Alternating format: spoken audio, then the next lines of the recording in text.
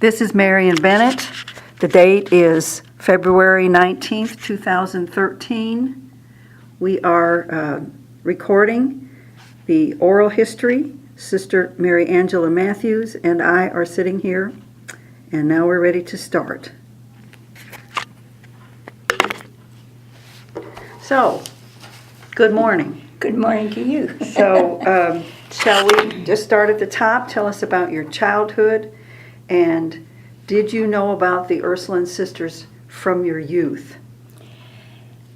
Our family had lived in Detroit, Michigan for 10 years. Well, my dad worked at Ford Motor Company, and the year that I was born, Mom came back in March, but Dad's job didn't quit until in December.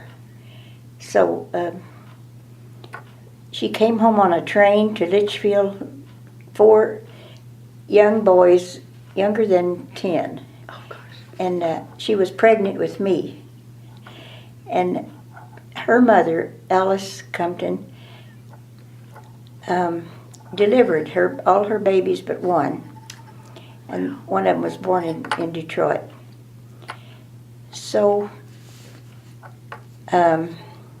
she came back to the house and found it must have been very hard because all the windows were broken out of the house. See, they had been gone so long. My dad worked to pay off the farm that his dad had left him. And So you grew up in Litchfield? no, No? Hardinsburg. Well, Okay. actually around Rough River and Axtell, St. Anthony Parish and school. So 2 years, my uncle that lived 12 miles from there led a cow all the way to his sister's house, my mother, so the little boys could have milk. So they really had it hard. 2 years later, my dad came home in December, and 2 years later, Mom had a little girl after me, but she only lived 9 days. There was a lot of flu and sickness going around, and we weren't close to a hospital. And then in 2 more years, in 1934, my baby brother, Thomas Alva, was born. Mom told me that God sent me Tommy so I would have someone to play with. And I believed this so firmly that I feared that when we grew up, God would take him back. Oh. We were so close that I never realized there were 5 years between us. Dad's mom, Granny, came to live with us when I was 7 years old. And she had time to spoil us, but my parents worked too hard. So Mom and Dad and Granny taught me catechism and prayers. So this was the time of depression and a really bad drought in the early 1930s. So, but we had a good time, and we grew all of our own food, had our own meat, and my 2 oldest brothers, Joe and Gerald, played the violin and guitar, so we had fun after a hard day's work. And they played for all the square dances in the county, Breckenridge County. And when I was in 3rd grade, Father Friedel, CPPS, started a St. Anthony school. And I had Sister Mary Beatrice for 3rd and 4th grade. And then the last 4 grades I had Sister Theodore, so they influenced me. We walked 3 miles to and from school. The bus didn't run there because we didn't have good roads. My dad always held up education as something very wonderful. His mother married her teacher, my grandfather Henry, and I often dreamed of being a teacher. By 7th and 8th grade, I knew I wanted to give my life to God. I didn't know how.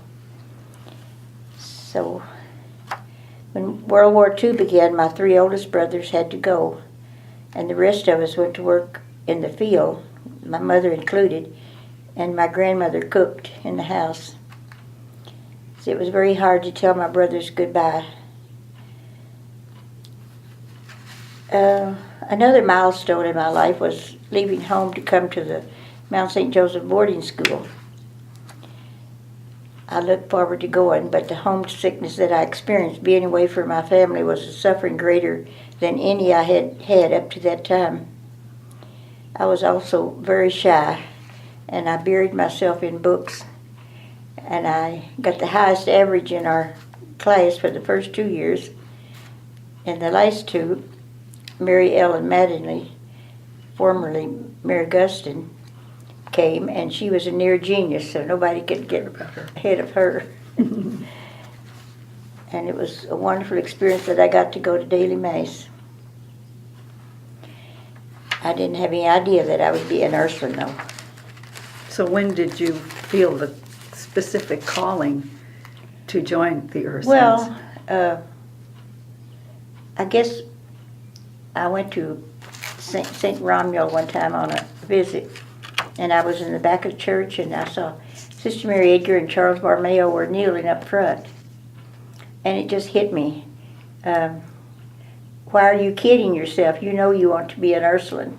So that was it. And I had already written to, Mom's sister was Sister Charity of Nazareth, and I had written for information from them. But after that time, I knew it was going to be a Mount St. Joseph Ursuline. And of course, all that was very hard on my parents, because in those days we weren't allowed to go home except if your parents were dying or seriously ill. But on my investment day in 1950, my dad hugged me and said, "I want you to know I feel different about this now." When he was old, he said he never felt he had enough time together because I left home so young. So my family had a lot of influence on my life.